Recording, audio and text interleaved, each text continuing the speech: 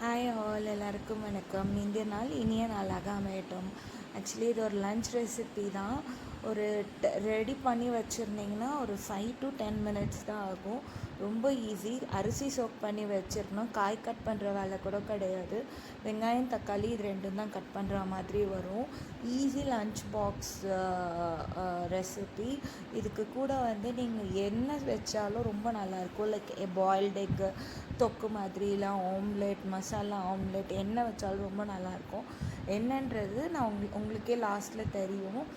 So குக்கரில் as usual எண்ணெய் பாதி நெய் பாதி போட்டு ஹோல் ஸ்பைஸ் கரம் மசாலா, பச்சை மிளகா, கூட கொஞ்சமாக சோம்பு போட்டு வெங்காயம் வதங்கட்டோன்ட்டு வெங்காயமும் நல்லா நீல வாக்கில் பிரியாணி கட் பண்ணுற மாதிரி கட் பண்ணிவிட்டு வெங்காயம் நல்லா ஒரு மாதிரி பிங்கிஷ் ஆனதும் ஒரு கைப்பிடி கொத்தமல்லி, புதினா ரெண்டுத்தையும் ஆட் பண்ணி நல்லா சுருள வதக்கிடுங்க.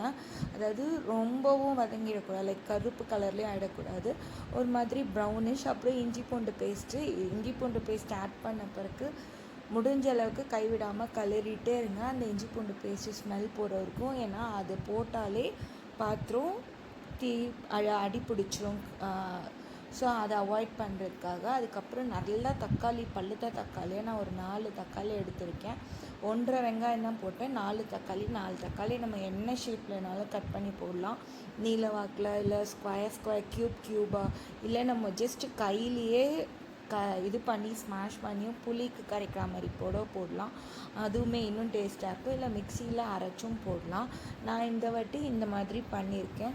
கூட வந்து இதில் தக்காளி போட்டு அந்த ஜூஸினஸ்லேயே மிளகாத்தூள், மஞ்சத்தூள், காஷ்மீர் மிளகாத்தூள் கொஞ்சமாக போட்டு நல்லா அந்த காரம் பச்சை ஸ்மெல்லாம் போகட்டோன்ட்டு நல்லா வதக்கிட்டு, கூட கொஞ்சம் கல்லுப்பு தான் நான் ஃபஸ்ட்டு ஆட் பண்ணுறேன். அப்புறம் ஃபினிஷ் பண்ணுற ஸ்டேஜில் வேணும்னா தூளுப்பு போட்டுக்கலாம். ஸோ அது நல்லா வதங்கி எண்ணெய் திரிஞ்சு வரணும். இந்த காயை அடி பிடிச்சிடக்கூடாது. இஞ்சி பூண்டு பேஸ்ட்லாம் போட்டிருக்கிறதுனால சும்மா ஒரு 1/4 கிளாஸ் தண்ணி விட்டு நல்லா அந்த தண்ணியிலே வேகட்டும்ன்ட்டு நல்லா நல்லா எண்ணெய் திரிஞ்சு வந்துருச்சு. மசாலா ஸ்மெல்லாம் போயிடுச்சு. ஸோ 1 கிளாஸ் ரைஸ்க்கு நான் 1.5 கிளாஸ் தண்ணி எடுத்திருக்கேன். ஸோ தண்ணி ஊற்றி நல்லா பாயில் ஆனதும் உப்பு செக் பண்ணிக்கோங்க. உப்பு லைட்டாக கரிக்கணும். இது ரொம்ப காரமாகவும் இருக்காது, காரம் கொஞ்சம் சட்டிலாக, ரொம்ப மீடியம் காரமாக இருக்கும். அப்போ தான் நீங்கள் வந்து காரமாக உருளைக்கிழங்கு ஃப்ரை, இல்லை வெறும் ரைத்தா வச்சு சாப்பிட்டா கூட ரொம்ப நல்லாயிருக்கும். இல்லை நான் பிரியாணி ரைஸ், பாஸ்மதி ரைஸ் போடல, நான் நார்மல் வீட்டு பொன்னி ரைஸ் தான் போட்டிருக்கேன். உங்கள் இஷ்டம். இல்லைன்னா இதில் ஜீரக சம்பா ரைஸ் போட்டாலும் ரொம்ப நல்லாயிருக்கும். ஆனால் அதுக்கு கொஞ்சம் தண்ணி வந்து அந்த அளவுக்கு ஜீரக சம்பா ரைஸ்க்கு என்ன தண்ணி விடுவோமோ அந்த தண்ணி அளந்து விட்டிங்கன்னா ரொம்ப நல்லாயிருக்கும். ஸோ ரைஸு தண்ணி எல்லாம் சம அளவு வர இருக்கும். குக்கரில் ஒரு 5 நிமிஷம் விட்டுட்டு அப்புறம் நான் குக்கரை க்ளோஸ் பண்ணி கரெக்டாக 10 minutes விட்டதும் ஆஃப் பண்ணிவிட்டு ப்ரெஷர் ரிலீஸ் ஆனதும் ஓப்பன் பண்ணிங்கன்னா ரொம்ப நல்லா. நான் வந்து ஆல்ரெடி அந்த தண்ணி ஓப்பன் பண்ணி மூடுறதுக்கு முன்னாடி ஒரு 5 நிமிஷம் கொதிக்க விட்டதுலேயே எனக்கு பாதி பாயில் ஆகிடுச்சு. ஸோ மிச்சம் இதுக்கு தான் இது. நல்லா இது வந்து கொஞ்சம் வரன்னு இருக்கணும். ஆனால் சாதம் அழுத்தி பார்த்தா நான் வெந்திருக்கணும். அந்த மாதிரி இருந்தால் தான் நல்லாயிருக்கும். ஸோ இதுக்கு வந்து boiled egg, omelette, masala omelette, potato fry, என்ன மாதிரியான சைட் டிஷ்ஷும் இது ரொம்ப நல்லாயிருக்கும். நான் வந்து இதுக்கு ரொம்ப சிம்பிளாக நான் ரைத்தா தான் வச்சுருந்தேன். ஏன்னா ஆக்சுவலி வந்து வீட்டில் வேறு எதுவும் காய் இல்லை. ஸோ அதனால் சிம்பிளாக ரைத்தா வச்சு முடிச்சிட்டேன். ரைத்தா பண்ணும்போது கூட ஒரு 1/2 ஸ்பூன் சுகர் போட்டு மிக்ஸ் பண்ணி ரைத்தா சாப்பிட்டு பாருங்கள், ரொம்ப நல்லாயிருக்கும். அண்ட் ரைத்தா செஞ்சு ரொம்ப நேரம் ஆனால் அந்த தண்ணி விடும், அந்த தண்ணி எதுவுமே வராது நீங்கள் சுகர் ஆட் பண்ணி வச்சிங்கன்னா.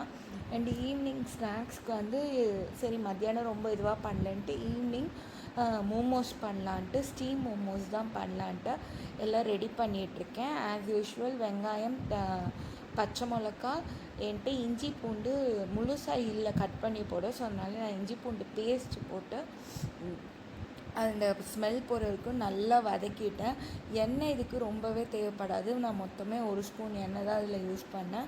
ஸோ நல்லா போட்டு வதக்கிட்டு கோஸு, கேரட் 2 தான் போட்டிருக்கேன். ரெண்டையுமே நான் சாப் பண்ணிவிட்டேன். அண்ட் சைட் பை சைட் 4 தக்காளி, ஒரு 5 பல் பூண்டு, ஒரு 3 மிளகா. நான் 5 மிளகா எடுத்தேன், காரம் ரொம்ப ஆயிடுச்சு. 3 எடுத்துக்கோங்க, கரெக்டாக இருக்கும். போட்டு அதை நல்லா தண்ணியில் வேக விட்டுட்டேன். அண்ட் இது ஒரு சைடு காயெல்லாம் நல்லா வதங்கணும்.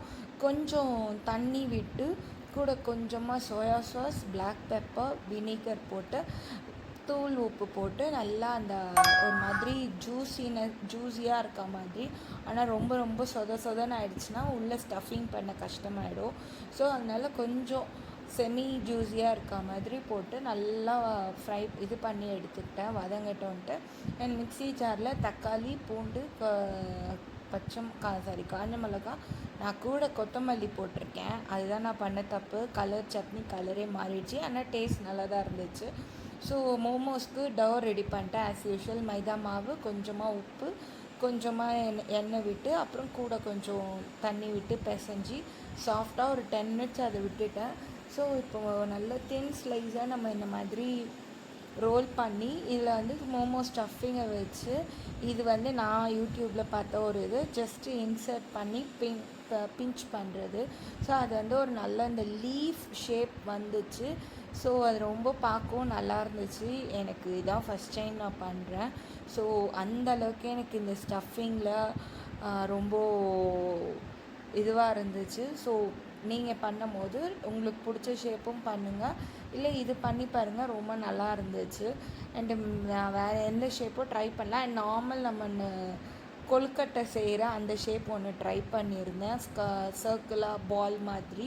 ஸோ அதுதான். ஸோ இந்த ஷேப்லாம் பண்ணி ரெடி பண்ணி ஸ்டீமர் இல்லை என்கிட்ட. ஸோ இட்லி பாத்திரத்துலேயே இந்த ஸ்டீமர் தட்டில் வச்சு மேலே அந்த ஒட்டக்கூடாது மோமோஸுன்றதுனால கூட நான் அடியில் அந்த கேபேஜோட இதை வந்து வாழை இலை மாதிரி, நீங்கள் வாழை இலை கூட வைக்கலாம், இல்லை நார்மலாக எண்ணெய் க்ரீஸ் பண்ணி கூட போடலாம். நான் வச்சுட்டு மேலே நல்லா ஆயில் ஸ்ப்ரே பண்ணி விட்டேன்.